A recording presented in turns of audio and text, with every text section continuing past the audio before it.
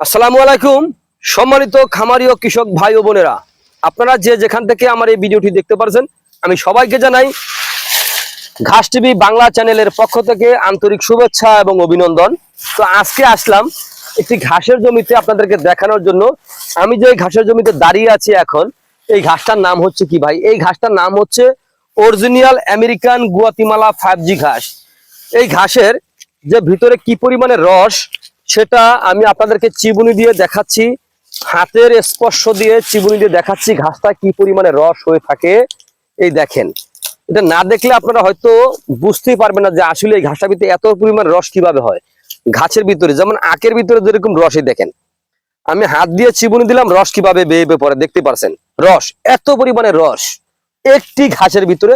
আপনি কিভাবে এটা করতে পারেন? এই ঘাসটা কিন্তু অনেক সময় দেখা যায় গরু যখন চিবিয়ে খায় তখন দেখা যায় আপনার এই ঘাসের এই দুই পাশের গালে দিয়ে রস বেয়ে বেয়ে পড়ে, এত পরিমাণে রস।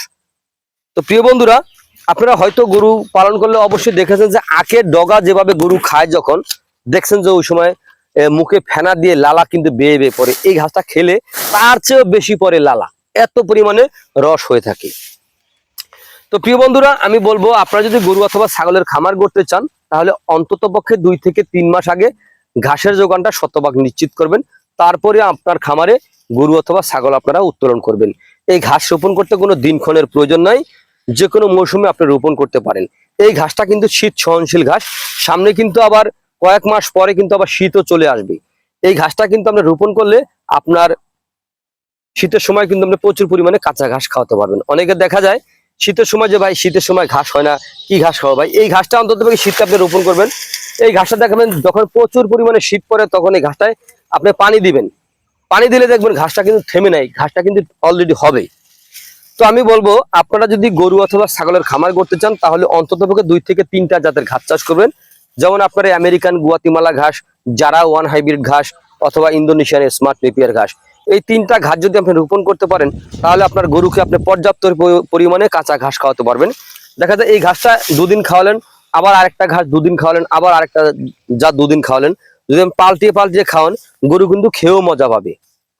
তো প্রিয় বন্ধুরা, আপনারা যে যেখান থেকে আমার এই ভিডিওটি দেখতে পাচ্ছেন, যদি আপনাদের কাছে আমার এই ভিডিওটি ভালো লেগে থাকে, তাহলে আমার চ্যানেলটিকে সাবস্ক্রাইব করে পাশে থাকবেন। আর আমার স্ক্রিনে দেওয়া নাম্বারে যোগাযোগ করুন যদি ঘাসের মোটা সহ চারা যদি আপনার প্রয়োজন হয়, অথবা এই ঘাসের কাটিং এর যদি প্রয়োজন হয়, তাহলে আমার স্ক্রিনে দেওয়া নাম্বারে যোগাযোগ করবেন। আমার নাম্বারটি হচ্ছে 01786434535। এই নাম্বারে যোগাযোগ করলে আমরা ক্যাশ অন ডেলিভারিতে সারা বাংলাদেশে কুরিয়ার সার্ভিসের মাধ্যমে ডেলিভারি দিয়ে থাকি। আপনি বাংলাদেশের যে কোনো জেলা হোক কিংবা উপজেলা হোক। তো প্রিয় বন্ধুরা, আজ এখানে এ পর্যন্তই। সকলে ভালো থাকবেন, সুস্থ থাকবেন। আল্লাহ হাফিজ।